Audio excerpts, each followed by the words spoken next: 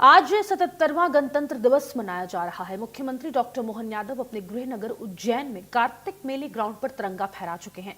इसके बाद परेड की सलामी ली। यह पहला अवसर है जब किसी मुख्यमंत्री ने शिप्रा तट पर राष्ट्रीय ध्वज फहराया। मुख्यमंत्री डॉक्टर मोहन यादव ने देश और प्रदेशवासियों को गणतंत्र दिवस की शुभकामनाएं दी हैं। सीएम डॉक्टर मोहन यादव ने प्रदेश विकास की राह पर अग्रसर आने वाले समय में मध्य प्रदेश देश की दुग्ध राजधानी बनेगा।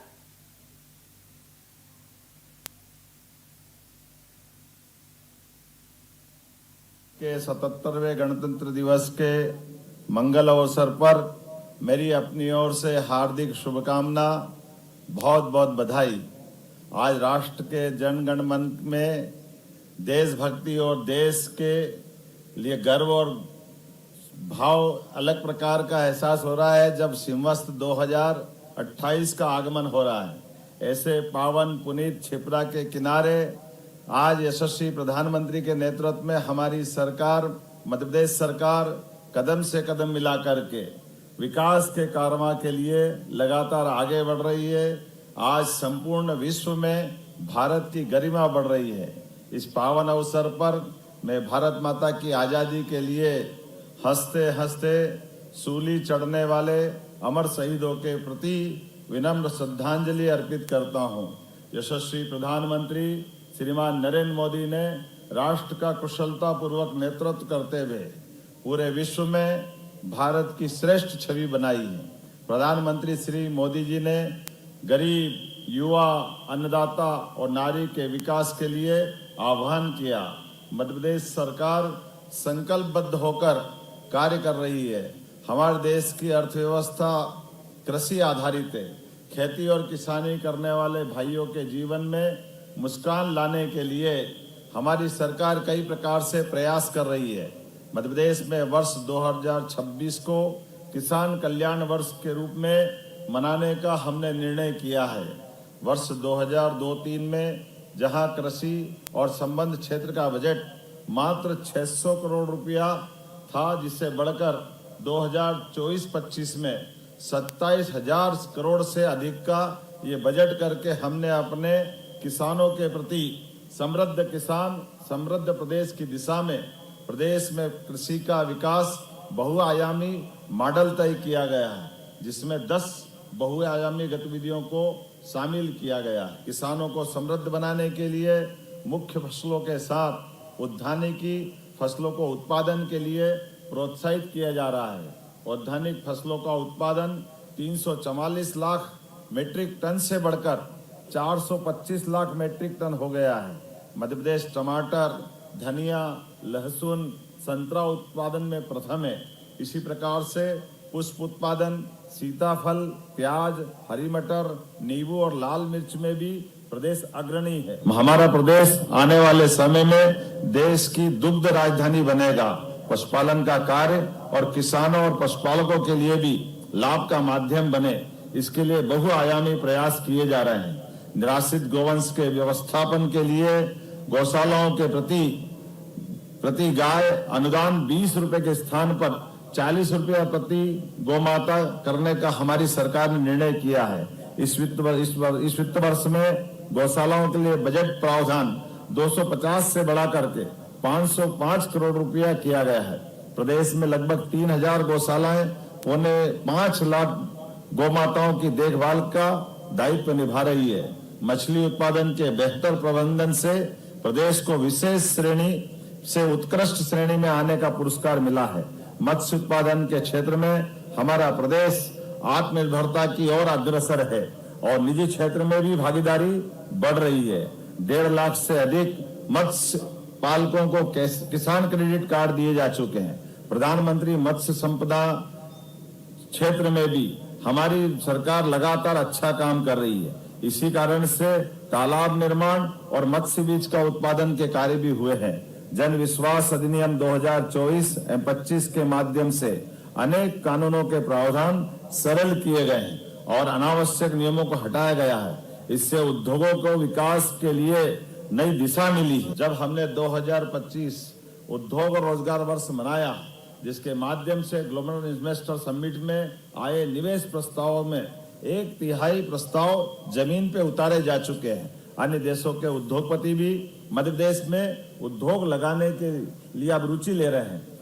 UK, Germany, Japan, Spain, Dubai के उद्यमियों से प्राप्त प्रस्तावों से विभिन्न क्षेत्रों में निवेश और रोजगार की संभावनाएं साकार करने के लिए हम अग्रसर हैं। हाल ही में स्विट्जरलैंड में हुई वर्ल्ड इकोनॉमिक फोरम की बैठक में भारत का दल सबसे बड़ा था। इसमें मध्य प्रदेश की भागीदारी भी महत्वपूर्ण रही है। उद्योग संवर्धन नीति में 2025-26 में 1552 करोड़ से अधिक की सहायता प्रदान की गई है। शासन के इस सहयोग से उद्यमियों का हौसला बढ़ा है।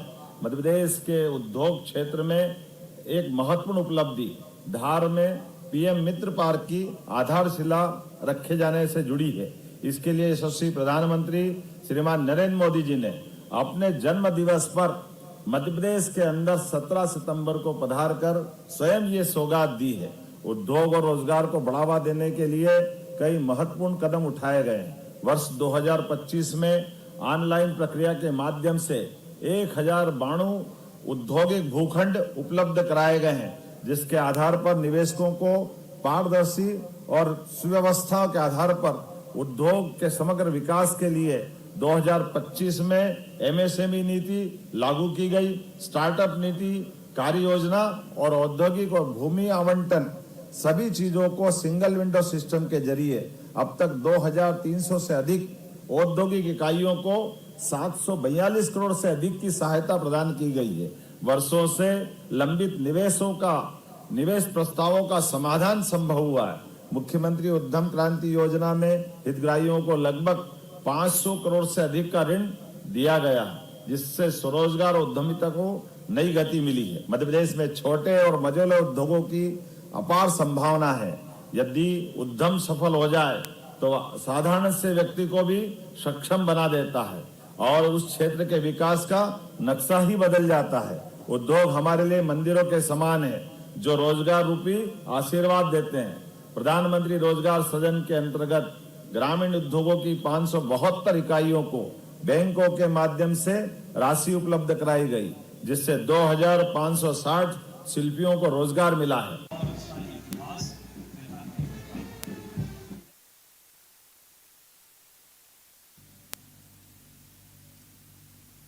रुक रहे हैं यहाँ पर एक छोटे से ब्रेक के लिए, फौरन हाजिर होंगे।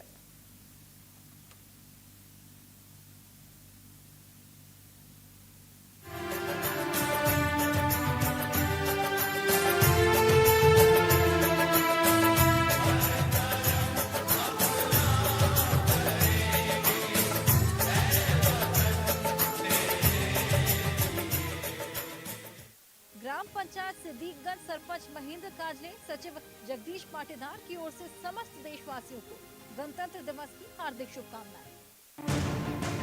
मुद्दे जो मुर्दा न बन जाए, सरकारें जो बहरी न हो जाए, खबरों की इस दुनिया में सच्चाई कहीं छुप न जाए। देखिए मेरे साथ मुद्दे की बात।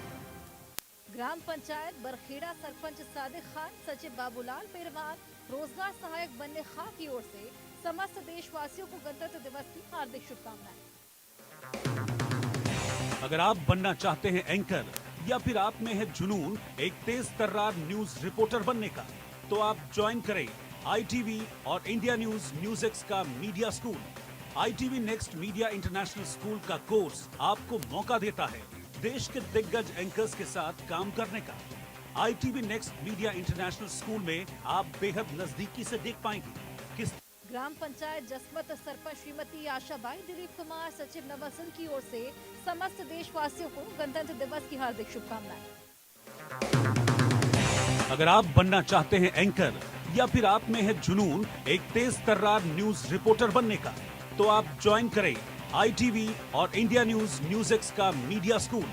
ITV next media international school का कोर्स आपको मौका देता है देश के दिग्गज एंकर्स के साथ काम करने का।